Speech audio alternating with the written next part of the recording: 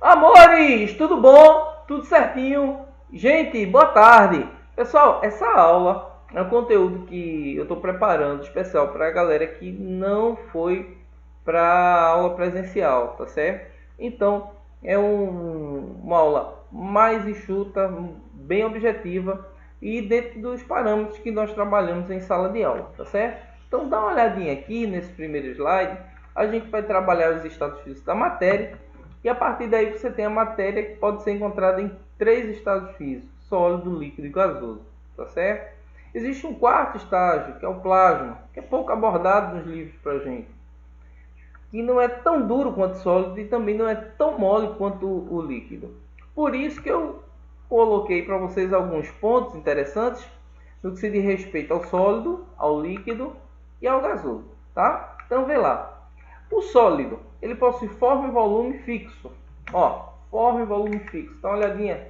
Eu tenho aqui esse grampeador, ó, forma e volume fixo. Eu tenho aqui, ó, o passador, o meu controle remoto, forma e volume fixo.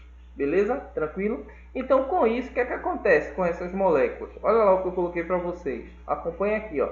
A força de atração é maior que a força de repulsão entre suas moléculas. Isso aí é fato. Beleza? Vamos ver no estado líquido. O que é que acontece? Possui forma variável e volume fixo.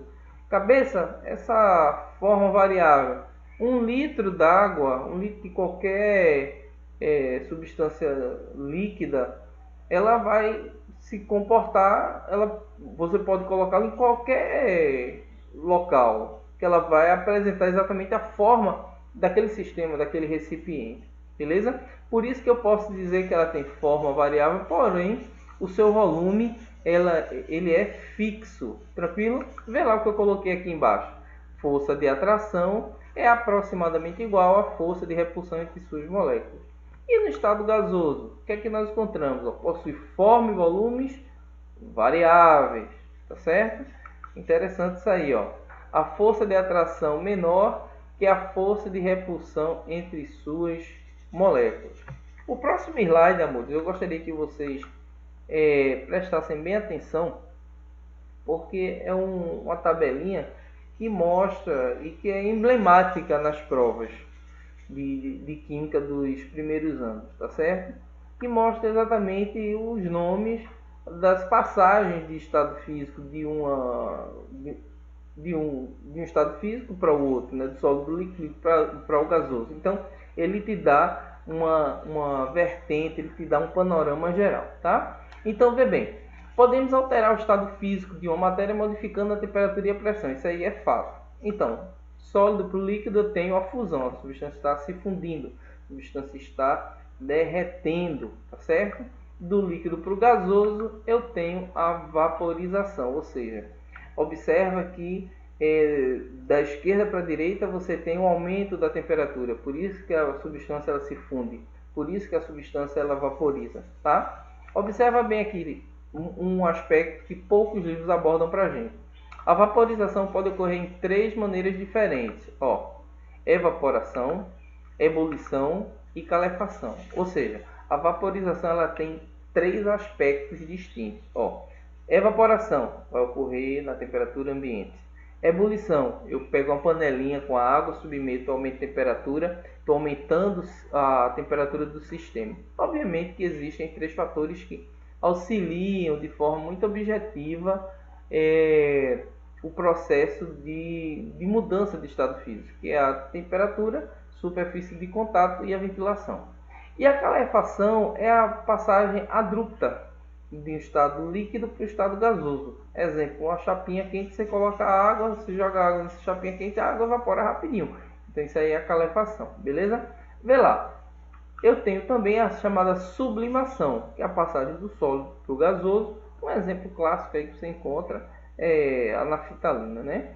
A naftalina que você coloca dentro do armário, dentro de um guarda-roupa, aí ela vai passar do estado sólido para o gasoso sem passar pelo estado líquido. Tranquilo? Olha lá. Em contrapartida, você vai encontrar aí, ó, voltando a setinha, né? No que se diz respeito à reação química, eu tenho condensação, gasoso para líquido, lembra? A chuva que teve agora há pouco aqui em Recife, né? Foi o bicho que pegou, né? Por quê? Muita água, a gente mora do lado do Senhor. Quem é o Senhor? O Senhor Oceano Atlântico, né? Lidera aqui qualquer evento aquífero, não é isso? Então, se tem muito calor, se está muito quente, essa água vai evaporar para onde? Para a atmosfera. Então, em algum momento ela vai cair, beleza? Então, quando ocorre condensação, essa água ela cai na forma de precipitado. Tranquilo? Vê lá. Então, aqui você tem ainda de líquido para o sólido, que é o mais fácil, né? Solidificação. E uma dica aqui bem simples para vocês. Quando eu falo em ressublimação, eu também posso falar em sublimação, tá? Não chega a um consenso os livros. Aqui você pode ter do gasoso para o sólido, sublimação. E aqui do sólido para o gasoso eu posso contar também ressublimação. Fica simples desse jeito, tranquilo? Vê lá. Aqui eu coloquei para vocês um aspecto que é muito comentado nas provas, que é a chuva ácida, que está relacionado exatamente a alguns aspectos físicos que nós tivemos a oportunidade de ver na tabela ao lado, né, agora há pouco. Então, a chuva ácida, esse termo foi criado pela primeira vez pelo químico e climatologista inglês Robert Angus Smith para descrever a precipitação, ou seja, a chuva, a precipitação ácida que ocorreu na cidade de Manchester no início da Revolução Industrial. Então, observa 3 gases aí que são importantíssimos para a gente se deter a chuva ácida, tá certo? Então, você tem aí, você vai encontrar gás carbônico, o dióxido de nitrogênio e o dióxido de enxofre. Esses 3 gases, eles promovem a formação da chuva ácida, tranquilo? Então, aqui eu coloquei só 2 exemplos, que é o suficiente para você perceber direitinho. Na atmosfera, esses óxidos de nitrogênio reagem com a água, né? Com a água da chuva, formando o ácido nítrico, que é o HNO2, tranquilo? E o ácido nitroso. Vamos ver como é que ocorre essa reação.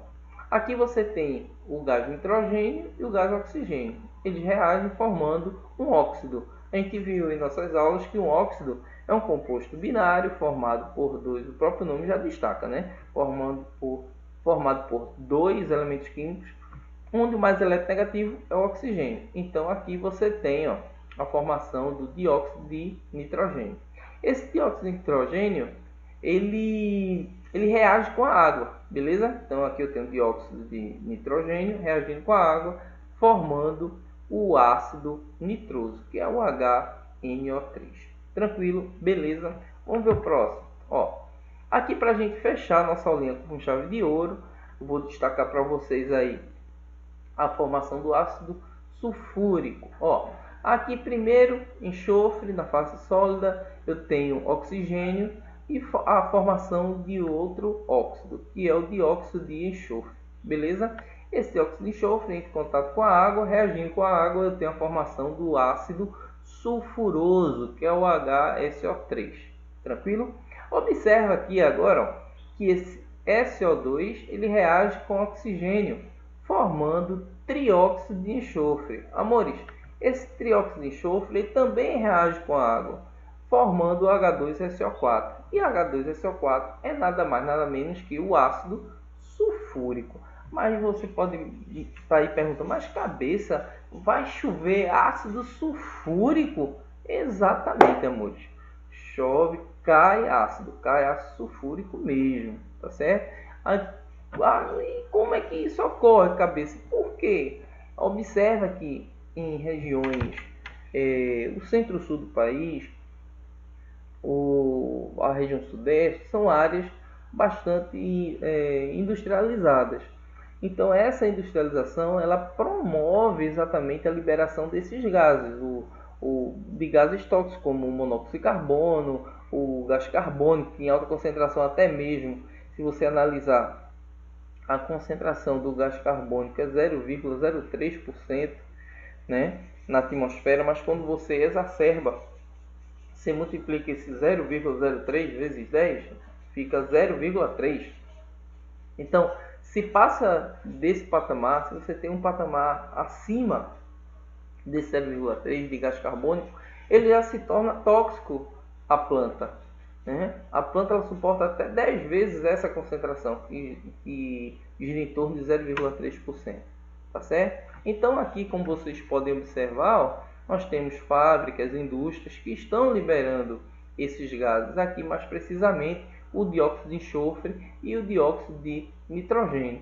Esses gases eles estão reagindo com a água, como vocês podem ver aqui, né? Dióxido de enxofre, dióxido de nitrogênio, formando o ácido sulfúrico e formando o ácido nítrico. Beleza? Então, é simples, desse jeitinho, fácil, objetivo, é desse jeito que o Enem ele comenta pra gente, que é abordado com muita frequência, tá certo? É até um conteúdo que faz parte das provas de ecologia, de química, de fisicoquímica, tá certo? Então a gente fica por aqui, é mais uma aulinha. Aproveita que foi feito com muito carinho. Fica com Deus, tudo de bom.